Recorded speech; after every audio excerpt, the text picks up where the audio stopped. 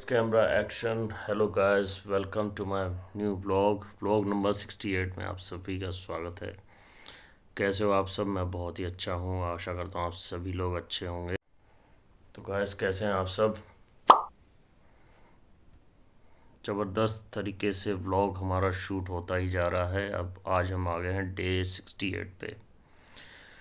उसी ने ही लूटा मज़ा ज़िंदगी का, मोहब्बत में जो हो गया हो किसी का, है दुनिया उसी की, ज़माना उसी का, मोहब्बत में जो हो गया हो किसी का। तो गाइस, ये बहुत पुराना गाना है।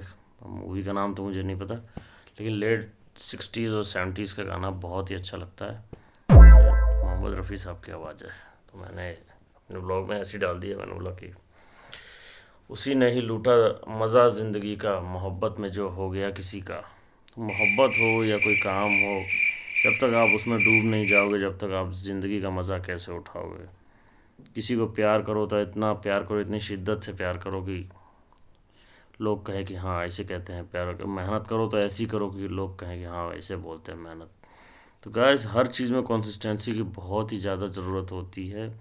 एक भी दिन का स्किप करना मतलब अपने आप को अपने मुंह पे अपने हाथ से थप्पड़ मारने के बराबर है। तो आप एक चैलेंज ये भी एक्सेप्ट कीजिए कि आप जब भी ऐसा कोई काम करें, अगर आप अपने आप को स्किप करते हैं तो अपने आप को सज़ा भी दीजिए कि आगे से ऐसा ना होने पाए। लेकिन मेरे ख्याल से मुझे लगता नहीं कि सज़ा देने की ज़रूरत पड़ती है। आप लोग खुद ही मेहनत करोगे और कभी भी स्किप नहीं करोगे अपनी काम को। जो भी काम है आपका, जो भी आपका पैशन है, जो भी स्पोर्ट्स में है, कुछ भी है, तो वो आप लगातार करते ही चले जाओगे। तो आज का हमारा कॉन्सेप्ट है शूट का रियलिस्टिक, स्टार्ट से लेके एंड तक। टाइटल है हमारे ब्लॉग का, एक ज़िद है जो हमें अपनानी है ना गाइस? एक जो ज़िद होती है अपने आप में, वो हमें अपनानी है। हमें अपने ज़िद के साथ ही काम करना चाहिए। कभी कभी अपने कामयाबी के लिए हमें ज़िद को भी इख्तियार करना चाहिए, मतलब इसको फॉलो करना चाहिए, रिजीम को फॉलो करना चाहिए। मैं मानता हूँ कि इतना आसान नहीं होता, बहुत मुश्किल होता है, बट नामुमकिन तो नहीं है ना। जो भी आप ठान लो उसके पीछे आप लग जाओ। तो जैसे आप जब स्कूल में जाते हो तो अगर पढ़ाई करते हो थोड़ी बहुत, तो आपको पता है कि थोड़े ही नंबर आएंगे। जब तक आप जी जान से मेहनत नहीं करते, जब तक पास नहीं होते, और मेहनत करते हो तब जाके फर्स्ट सेकंड डिवीज़न में आते हो ना। उसी तरह हर चीज़ में है। तो बात करूँ मेरी व्लॉगिंग जर्नी की, तो अभी इतने गाइस व्यूज़ तो नहीं है इतने ज़्यादा, ना लाइक्स हैं इतने ज़्यादा, बट कोई बात नहीं, अभी चलता ही जा रहा है काम हमारा। लाइक और व्यूज़ तो आते रहेंगे गाइस, पहले एक बार हमारा कॉन्सेप्ट तो हाई हो जाए। हम अपने कॉन्सेप्ट को हाई करने के लिए डेली हमें ब्लॉग शूट करना पड़ता है। मैं आपको बताऊं, मेरे पास कोई स्क्रिप्ट नहीं होती, ना ही कोई ऐसी चीज़ होती है। मैं तो जो मेरा अपना कंटेंट है वही मैं आपको दिखाता हूँ। उसमें कोई भी ऐसी बात नहीं है कि मैंने कहीं से कोई कंटेंट उठाया हो और वो आपको पेस्ट किया हो, ऐसा कुछ भी नहीं है। आज की बात करें तो आज का दिन थोड़ा सा टायर्डनेस वाला था, थोड़ा काम ज़्यादा था ऑफिस वगैरह में। हो जाता है कभी कभार, काम ज़्यादा आ जाता है। और गाइस देखो, बाल भी बड़े बड़े हो चुके हैं, बाल भी कटवाना है मुझे। अब टाइम मिलेगा तभी कटवाऊँगा। फ्राइडे को देखते हैं, कल अगर टाइम मिलता है तो मैं करवाता हूँ। क्योंकि थोड़ा सा ये भी ना, बाल ज़्यादा लंबे हो जाते हैं तो थोड़ा सा संभालने में नहीं आते, हल्का सा दिक्कत करने लगते हैं। हल्का हल्का छोटा करवा लेंगे, फिर सही लगेगा। गाइस, यूट्यूब पे वीडियो बनाना डेली बेस पे इतना आसान तो होता नहीं है, बट लेकिन ये है कि कंसिस्टेंसी अगर आप लगा के रखें, डेली आप करते रहें, तो थोड़ा सा ये है कि इजी हो ही जाता है। लेकिन बट डेली का जो टास्क है ना, थोड़ा सा मैसी तो हो ही जाता है, काफ़ी ज़्यादा मैसी हो जाता है। क्योंकि हम वीडियो शूट करते हैं, डेली अपलोड करते हैं, डेली एडिट करते हैं, डेली थंबनेल को बनाते हैं। थंबनेल बनाने में भी टाइम जाता है, फिर टाइम भी, रात का टाइम भी ज़्यादा हो जाता है। लेकिन काम करते रहते लगातार। तो ये भी एक बड़ा टास्क हो जाता है देखने में ना। जो आपको जो 10 मिनट की जो वीडियो मिलती है वो 10 मिनट की एक्चुअल में होती नहीं है, होती एक्चुअल में कम से कम 1 सवा घंटे की। तो इसको जैसे मुझे बनाने में काफ़ी टाइम लग जाता है, वैसे अगर आपको बताऊं तो रात के टाइम। बट ये है कि लेट नाइट सीरीज़ हमने चालू की है तो लेट नाइट में ही शूट होता है।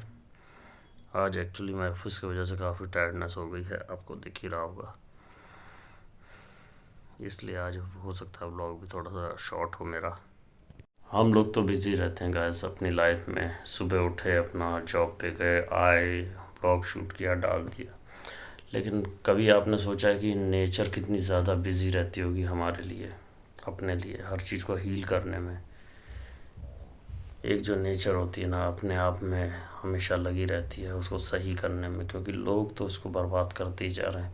लोग हरे भरे पेड़ काट दे रहे हैं सड़क बनाने के लिए। लेकिन मैं ये पूछता हूँ कि अगर आप पेड़ काटते हो एक तरीके से, मतलब एक जगह से पेड़ आप काट रहे हो, तो कम से कम उसका 3 गुना पेड़ कहीं और उसके बगल में भी तो कहीं लगाओ, ताकि कम से कम वो रिकवर तो हो उसी मोड पे, क्योंकि उतने बड़े बड़े पेड़ कट जाते हैं। और अगर आप एक पौधा उसके बजाय उसकी जगह पे लगाते हो तो वो बढ़ने में कितना साल ले लेगा उसके बराबर। तो कम से कम एक पेड़ कटने के बदले में 3 पेड़ अगर लगाए जाए ना, तो ही उसकी रिकवरी को हासिल किया जा सकता है। तो ही हमें नेचर को वापस हील करने में मदद मिल सकती है कि लकड़ी को यूज़ उतना ही करें, लकड़ी उतना ही काटें जितनी ज़रूरत हो। आवश्यकता से अधिक चीज़ें तो दुखदाई होती हैं। अब विकास के तर्ज पे ये ना हो कि पूरा ये नेचर को बर्बाद कर दिया जाए। जैसे अभी अरावली हिल्स को हटाने की बात हो रही थी, इतने बड़े पैमाने, बताइए, दुनिया की सबसे पुरानी जो पर्वतमाला है उसको हटाने की बात की जा रही थी गवर्नमेंट द्वारा। फिर गवर्नमेंट ने अपने ही फैसले पे स्टे लगा के उसको हटाया। तो ये अच्छी बात है कि चलो उस पर एक्शन लिया गया, वो कभी नहीं होगा। बट आगे आने वाले टाइम का कुछ पता नहीं है ना, लोग पैसे के लिए क्या क्या कर देते हैं आजकल। क्या पता आगे आने वाली कोई ऐसी सरकार हो वो हटा दे, तो आप और हम क्या ही कर पाएंगे इसमें। तो गाइस यही है कि नेचर जब अपना बदला लेने के टाइम पे आती है ना, वह सब किसी को नहीं देखती। ना अच्छा इंसान खड़ा है, ना बुरा इंसान खड़ा है, ना बच्चा, ना बीवी, ना बूढ़े, ना जवान, ना गाय, ना भैंस, ना शेर, ना चीता, कुछ नहीं देखता। वैसा तहस नहस कर देता है जब नेचर अपने पे आता है तो। और मेरे ख्याल से वो सबसे बुरा होता है जब नेचर अपनी पे आ जाता है ना, तो सबसे बुरा डेंजरस मोड़ लेता है वो हमें नहीं करना चाहिए।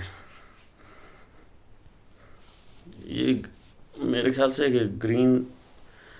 ग्रीन एडवांटेज हमें चलाना चाहिए, जिससे कि मतलब पेड़ पौधे लगाए जा सकें और हमें नेचर को थोड़ा सा हील किया जा सके। क्योंकि आजकल आप देखते हो ना, हर जगह कंक्रीट के जंगल बने हुए हैं। किसी के भी घर के सामने एक बाइक खड़ी करने की तो जगह नहीं होती, तो बताइए कोई पेड़ कैसे लगाएगा। जो कि ये बहुत ही गलत कॉन्सेप्ट है। कम से कम 3-4 घर छोड़ के एक पेड़ लगा होना चाहिए हमेशा। अगर ये रहेगा तो क्लाइमेट में बहुत ज़्यादा चेंजेस आ जाएंगे। बट ये है ही नहीं। आप देखते हो कितने कितने दूर पे एक पेड़ लगा रहता है, वो भी कौन से ज़माने का लगा होता है। उसको भी लोग काटने के लिए तैयार रहते हैं कि उनकी कुछ गाड़ी खड़ी हो जाएगी। मतलब लोग अपने बारे में इतने ज़्यादा स्वार्थी हो गए हैं कि पृथ्वी के बारे में और नेचर के बारे में लोगों ने सोचना बिल्कुल बंद कर दिया है। लोग मार्स पे जाना चाहते हैं। अरे मार्स में बाद में जाना, पहले अर्थ को तो बचा लो। तो गाइज यही सब देख के ना, और आप ऑफिस प्रेमिसेस में देखिए कितनी ज़्यादा गंदगी लोग करके रखते हैं। तो ये सारी चीज़ें जो है ना, ये सभी चीज़ें जो हैं, सारी चीज़ें में कंप्लाइंस कितनी ज़्यादा ख़राब हो जाती है, पॉलिसीज़ कितनी ख़राब हो जाती हैं इसकी वजह से। कंपनीज़ में जो हाई रिजेक्शंस आ जाती हैं इसकी वजह से, जब ऑडिट होती है ना, तो बहुत दिक्कत आती है कि ये किसने कर दिया, वो किसने कर दिया। अब आप उस टाइम में मैं अपनी कंपनी में जब ऑडिट होती है हमारी कंपनी में, तो ये सब चीज़ें काफ़ी फेस करनी पड़ती हैं। बट वर्कर इस बारे में बिल्कुल नहीं सोचते हैं, मतलब कि हम क्यों गंदगी फैला रहे हैं, क्यों। वो अपने मज़े के लिए गंदगी फैला के और चले जाते हैं। बट ये सारी चीज़ें अगर हर जगह अगर कंप्लेंट होने लगे ना, तो बहुत ही अच्छा है। हर जगह अगर फ़ाइन के बोर्ड लगे हों तो अपना देश एक अच्छे क्लीन रास्ते पे जा सकता है और थोड़ा तरक्की के रास्ते पे जा सकता है। लोगों में सुधार होना चाहिए उनकी ट्रेनिंग करानी चाहिए इन चीज़ों के बारे में। इन चीज़ों की कोई भी ट्रेनिंग कहीं भी अवेलेबल नहीं है। तो जब सिविल लोगों की जब कोई ट्रेनिंग अवेलेबल नहीं है तो यही होगा ना, कोई कहीं कूड़ा फेंक रहा है, कोई कहीं कुछ भी हो रहा है, रेप की घटनाएं हो रही हैं, कानून इतना तेज़ नहीं है कि मतलब लड़कियां तक सेफ़ नहीं है। आज मैंने देखा, मैं रात को मैं अभी बाइक चला के जा रहा था तो रास्ते में एक लड़की जा रही थी, तो बगल से एक ट्रक गुजरा, तो ट्रक वाले की पता है निगाह उस लड़की पे थी। वो लड़की कम से कम होगी 14-15 साल की, और उसकी निगाह उसके प्रति ठीक नहीं थी, और रात के बज रहे थे 9, 9:30। तो बताइए कैसा ज़माना आ गया है। वो तो भीड़ भाड़ वाला इलाका था तो है, अगर मान लीजिए कोई अकेला हो तो ऐसे में ही तो वारदातें बढ़ती हैं। तो गैस हर जगह एक तो सीसीटीवी से लैस होना चाहिए, और दूसरी चीज़ कानून बहुत ज़्यादा सख्त होने चाहिए, ताकि जो लड़कियां हैं वो फ्रीली घूम सकें, कम से कम रात में 10 बजे तक तो कम से कम घूम सकें। जब ऐसी स्थिति आ जाएगी तो किडनैपिंग, जो आप देखते हो कि दिल्ली एनसीआर में किडनैपिंग की वारदातें कितनी ज़्यादा बढ़ती जा रही हैं। तो गाइस ये सब तो हमारे बोलने से तो होने वाला है नहीं, ये तो सरकार ही है, इसमें कोई एक्शन लेगी तो होगी। हाँ, हमारे वीडियो के माध्यम से अगर किसी के पास अगर ये बात पहुंच सके सरकार के पास, अगर उन्हें अच्छी लगे तो हम उनका तहे दिल से शुक्रिया अदा करेंगे। हम बहुत ही थैंकफुल होंगे उनके कि थोड़ा सा ऐसा इन्वायरमेंट बने कि हर कोई खुशी से जी सके, चल सके, कोई डरा सहमा ना रहे।